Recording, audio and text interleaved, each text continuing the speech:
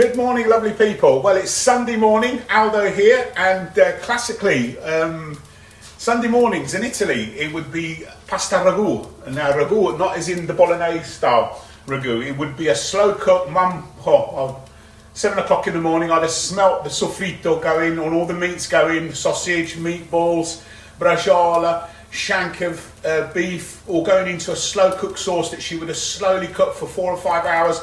For dinner, always at 1 o'clock in Italy, bang on. And if we were 5 minutes late, God help us. 5 brothers, 1 sister, always had to be Sunday at 1 o'clock. But I'm making a cheats version of another classic that we used to have as well, which was lasagna or pasta al forno. It is. But as you know, it's quite heavy and it's quite loaded, and I'm into healthy food. And what my objective is I still want to enjoy all the decadency of good food, but I just don't want all the fat and the calories that go with it. So what I've done, I've spent literally the last 10 years looking at classic recipes and thinking, how can I still get all the decadence and the fun out of them and the enjoyment, but you know, with cutting out all the fat and all the sort of the heaviness of that sort of food, creams, butter. Well, that tends to be more the north of Italy. Luckily we're the Mediterranean, the south we're not so bad. But what I've done today, so I'm doing a pasta al forno. I am, with turkey mince, yes, try and get the leg if you can, with 7%. And I'm just going to go through some of the ingredients. So as you know, in a classic pasta al forno, you'd get the tomato style base, which remember in the first video, we've done our classic tomato. So that's made already now, that is. So we haven't got to do anything with that now. We haven't, it's all done. And then we've done our cream, which we're not going to use cream. We're going to use the milk, the ricotta and parmesan that we've done, the UHT milk that seems to work really well, and that will compensate for the cream, and that will give it the decadence and the cream, and you'll never know it wasn't. Then we're going to use another new product which we launched now in Waitrose, and it's called a scamorza, a fumigata, smoked scamorza. So it's like a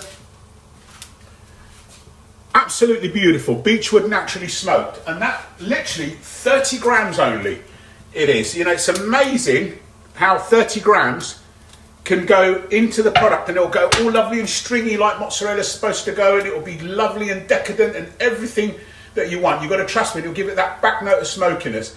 But anyway, I'm just going to then turn you over to the pan quickly to show you what we've done with the mince. So with the mince, as you can see there, it's gone a bit gnarly, and you want it slightly to catch at the bottom of the pan, because that will give it all its flavour, that will. And you'll give it, and what I've done, I've used an ingredient that we tend to use for pork, but fennel seeds. Just literally a sprinkling of them in that, and it gives it that lovely sort of, oh, what's that, like a nice sausage taste? But it's not, it's actually fennel, and literally just a sprinkling, you know, 7-8 seeds of fennel in there, and that'll do it. But anyway, I'm going to get onto the pans. I'm going to get the water on to boil our pasta. I'm doing penne rigate with it. Only 4 minutes you need to cook it for, and then we put everything in one pot, and I'm going to show you how easy it is, one pot cooking. See you in a minute. Bye. Hi again. So the turkey mince is now fried. Look, you can see just a slightly bit. Use a good pan that they're going to catch. I'm going to teach you a trick, because we want that to cool off for a minute. And this is something that's going to give it a lot of flavour that works well. Our grated parmesan, sprinkle it over the top.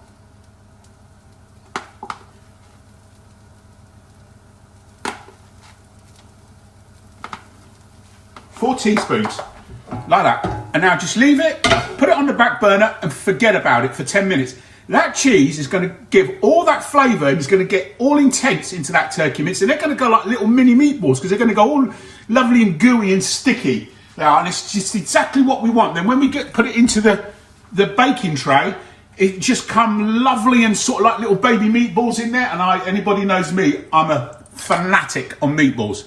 I am, and I'm going to show you a recipe on to make good meatballs. So I'll be back in a minute. Just wanted to show you that stage because it's so important. So the mince is cooked off.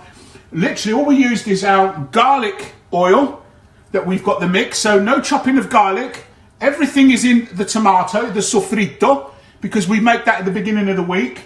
We made our cream sauce. We did, using 100 millilitres of milk, 125 grams of ricotta, 4 teaspoons of Parmesan. That's it. And you want it the consistency of double cream. Then we're going to add the cream to the tomato, and it's called, you know, sugo arancio. Then it'll be go orangey, and that's when the magic is going to happen. So see you in a minute. Hi guys, I'm back. So the pasta has cooked for its 4 minutes. There we are. So now it's all one pot. Straight back into the pot that I cooked the pasta in. We put the mince into the same pot, and look at that, how lovely, and look, you see what I mean? How gnarly it's gone. Oh, gorgeous. All in the pot with the pasta.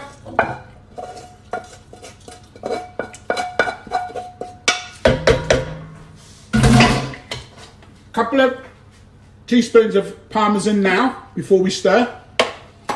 And then the lovely orange sauce. So what I did, oh yes, I spilt a bit, didn't I? I mixed the white sauce with the red sauce, and it's all going in.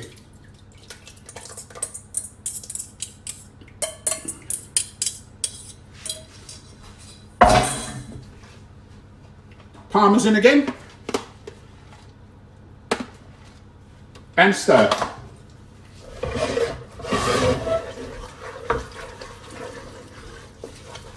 Oh, just beautiful. I mean, how simple is this? Literally one pot cooking. So, baking tray, and in we go.